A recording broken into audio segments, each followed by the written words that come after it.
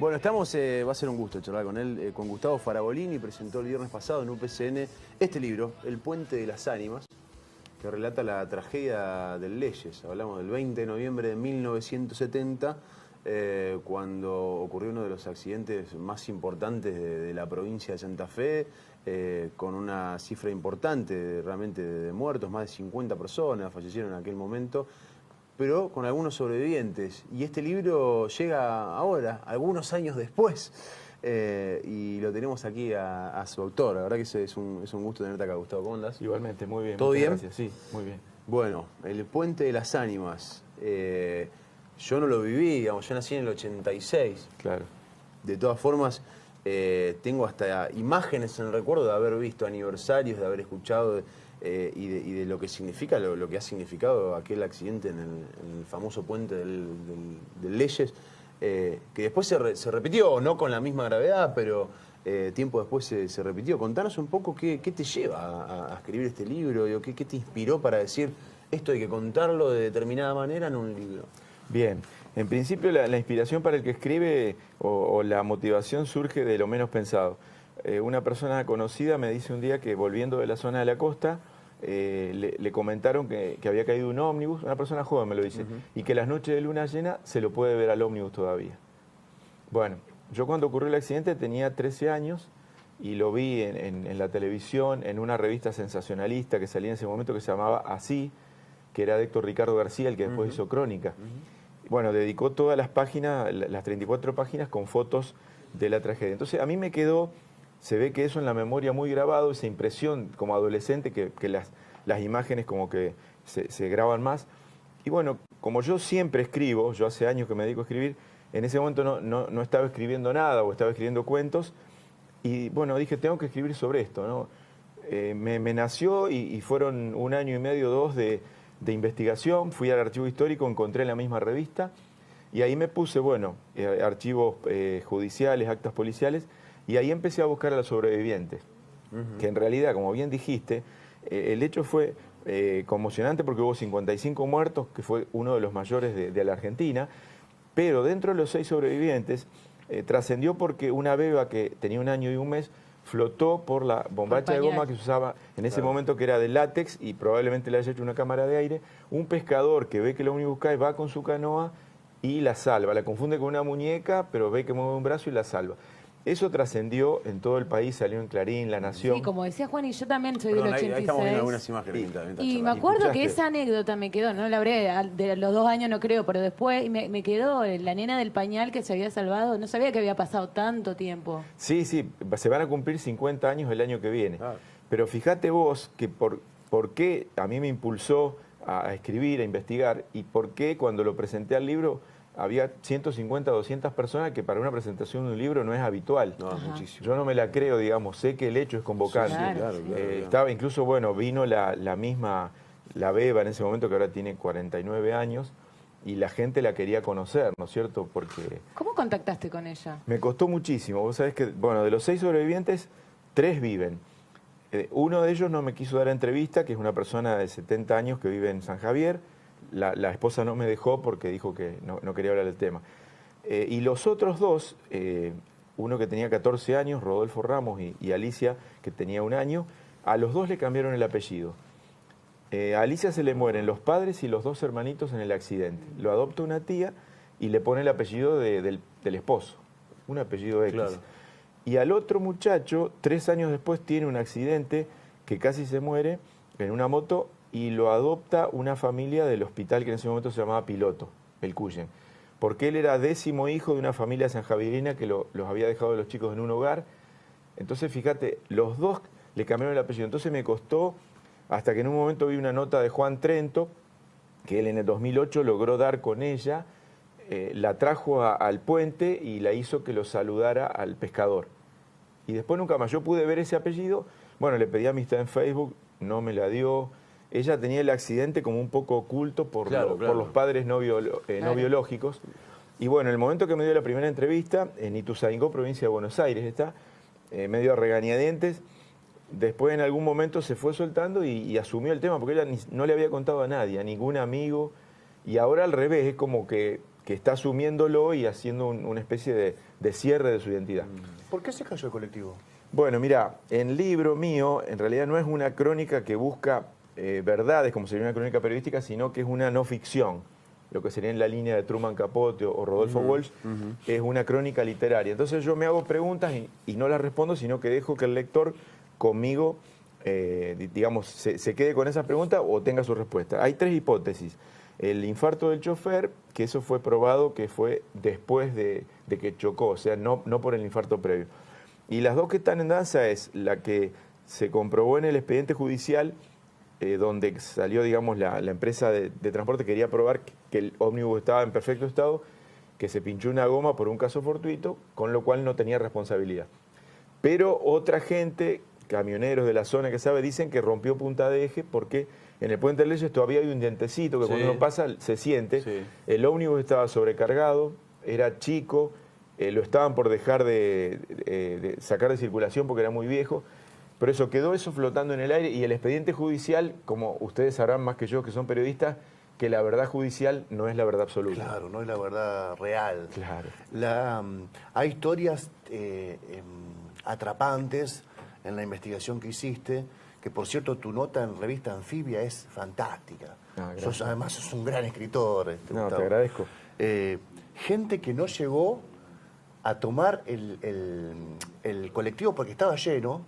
Sí. O gente que lo persiguió con un taxi, también está esa anécdota, y no llegó porque le bajaron las líneas del ferrocarril en calle Vélez Sarsfield y no se termina subiendo el colectivo por eso. Sí, yo una de las cosas que estuve con esa persona. ¿No? Sí, estuve con esa persona y bueno, hay otra cuestión, que la gente que se salvó, la que no viajó, en general se siente con un carácter místico o elegidos de Dios. Digamos, la cabeza de esas personas no es la misma que de cualquiera porque al haber estado al borde de la muerte cambian. A esa persona la entrevisté, ella perdió el ómnibus, llamó un taxi para que lo siga, el ómnibus iba por Boulevard. En Boulevard y Vélez Sarsfield se bajó la barrera después que pasó el ómnibus. El taxista le ofrece dar una vuelta y dice, no, tomo el que sigue. Así que bueno. La renegada más linda de su vida. Exactamente. Después un senador que tenía el pasaje comprado subió y cuando vio que había mucha gente, se enojó con el chofer y le dijo, ¿cómo pones tanta gente en este ómnibus viejo y chico? Me bajo. Y subió un muchacho que iba a visitar a su novia. O sea, todos esos hechos fortuitos están. Y el libro trata de darle, digamos, un matiz positivo a la tragedia, porque es una especie de road movie, digamos, yo me pongo, o lo invito al lector a buscar a los sobrevivientes conmigo. Entonces es una historia, si se quiere, de esperanza, porque yo voy buscando la gente que se salvó en el accidente y no trato de profundizar tanto en la tragedia en sí. Claro. ¿Y con el pescador vive? No vive, pero lo pude entrevistar. ¿Sí? Sí. ¿Qué te decía? No, el pescador, bueno, me contó la historia, una persona muy sencilla, una persona que, digamos, yo le pregunté incluso si se hizo famoso y me decía que no, dice, si acá en el Leyes somos 3 gatos locos. No había dado entrevistas, pero una persona muy sufrida, él me contó cómo para pescar el sábalo se mete en verano e invierno en el río, de hecho él murió a los 60 años, una persona, yo lo considero un héroe, junto con otros canoeros que también salvaron a otras víctimas, ¿no es cierto?, a otras personas del ¿Ese pescador salva la beba? Salva la beba y salva a 3 más. Uno de ellos, ese sobreviviente que yo les digo que le cambiaron el apellido, logró salir del ómnibus y estaba tratando de aferrarse a uno de los pilotes y como tenía musgo, no podía. Y se hundió, se acalambró y se hundió. Y el Tata Escobar, que es el héroe del que estamos hablando, lo vio, pasó en la canoa, tiró la mano y lo cazó de los pelos y lo salvó. Así que fueron segundos así de cosas increíbles. No, perdón, sí. ¿No se volvieron nunca a reencontrar esas personas? Por ejemplo, este muchacho que le cambiaron el apellido y que lo manoteó de los pelos el pescador, ¿no sabés si en algún momento...? Él creo que una vez pasó a verlo al Tata y la beba pasó esa vez, y yo cuando la entrevisté y la invité a venir a Santa Fe, la llevé a verlo al Tata, que estaba en el sanatorio ya en sus últimos días. Así que lo alcanzó a ver 2 veces. En ese sentido, bueno. Pero hay otra historia también. Cuando el Tata Escobar la saca a la beba, estaba muerta prácticamente. Y de la orilla de enfrente venía un ingeniero, el ingeniero Oki Uranga, y el Tata la ve y le dice, tómela, ingeniero, usted que sabe más. Se la tira y el ingeniero le hace reanimación. Si no hubiera sido esa lucidez del pescador, vos fíjate la sabiduría. La rapidez con la que actuó. Y ese ingeniero nunca más en la vida la pudo ver y toda su vida la buscó pero probablemente la haya buscado con el apellido original. En esos tiempos no había las redes sociales. Y la nieta finalmente, nos pudimos encontrar, porque yo la encontré, ella después se encuentra con la beba y le dice, mira, con esto cerramos esta historia que mi abuelo no pudo cerrar. Y por eso hay montones, decenas de historias así conmovedoras que fueron saliendo de la investigación. Como el caso del mito que en la luna llena se ve al colectivo. Claro. Está el mito que donde cayó hay un remolino eterno también. Sí, ¿no? 3 o 4 mitos. Bueno, y justamente el libro, volviendo al tema de que no es crónica periodística, yo me baso más en los testimonios de la gente que en lo que dicen los diarios o lo judicial. Como decís vos, mitos. Uno, que se ve el ómnibus debajo del agua. Otro, me dijo un pescador que las noches sin luna, de días de semana, lo llaman voces de hombres, mujeres y niños, que son los ahogados del Leyes.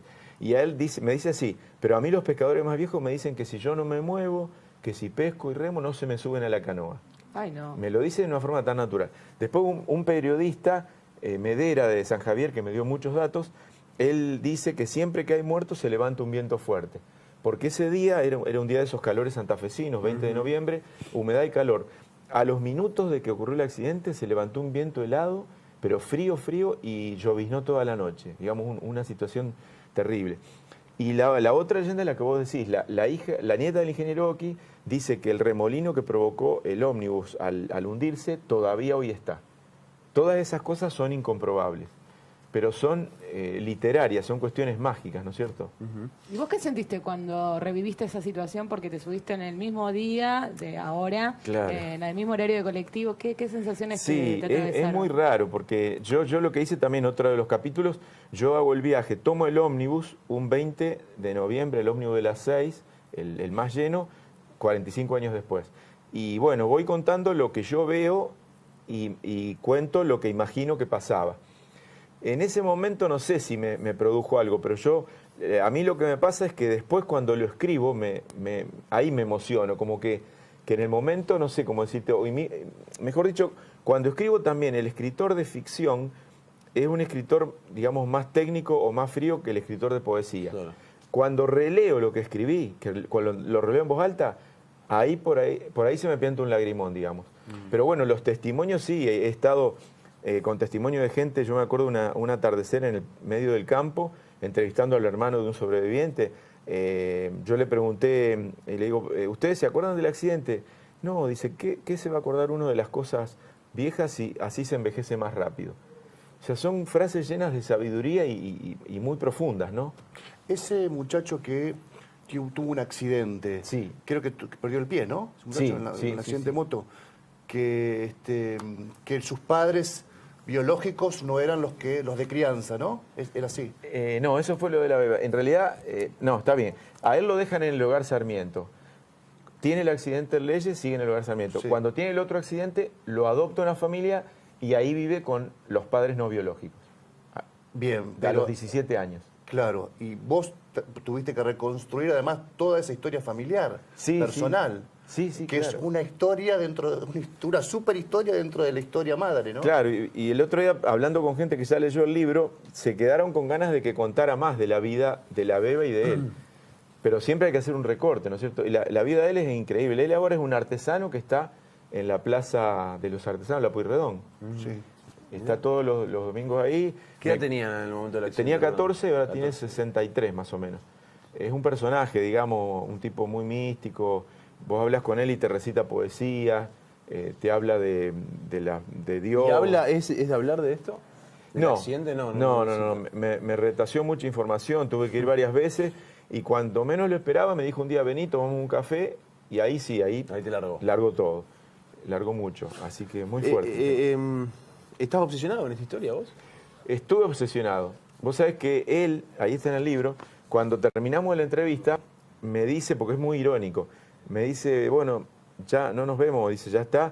Dice, yo ya salí del Leyes, pero vos estás metido adentro, claro. Me dijo. No, mira. Uy, qué fuerte. Y sí, se dio cuenta. Por algo escribí esto, ¿no? Porque el escritor tiene algo obsesivo. ¿Y escribirlo te permite salir de esa obsesión? Sí, porque incluso yo el libro lo tengo terminado hará 1 año y pico y no me preocupó publicarlo. Lo mandé a una editorial de Buenos Aires hace unos meses les gustó y me llamaron para publicarlo. Si no, pero creo que sí, que yo estuve obsesionado los 3 años que duró la escritura y después lo cerré. ¿Dónde lo podemos encontrar? Ahora está en el espacio de toda Santa Fe, en el Mercado mirá, Norte. bueno. La verdad que vendimos tantos libros que quedaron unos pocos ahí y Qué después bueno. van a estar en otras librerías. Qué bueno, qué bueno. O sea que se empezó a vender. Se empezó a vender, Bueno, sí, hay bueno, mucho interés interesante, por el interesante. tema. Gracias, Gustavo, por venir. No, gracias a ustedes por las Ahora, un preguntas, gusto, un por la gusto la calidez. charla. Y ustedes que son jóvenes, me gusta que me hayan hecho preguntas distintas. ¿Alguna otra obsesión en carpeta ahora? o? Sí, tengo una, pero no se las adelanto. Está bien, está bien. Gracias.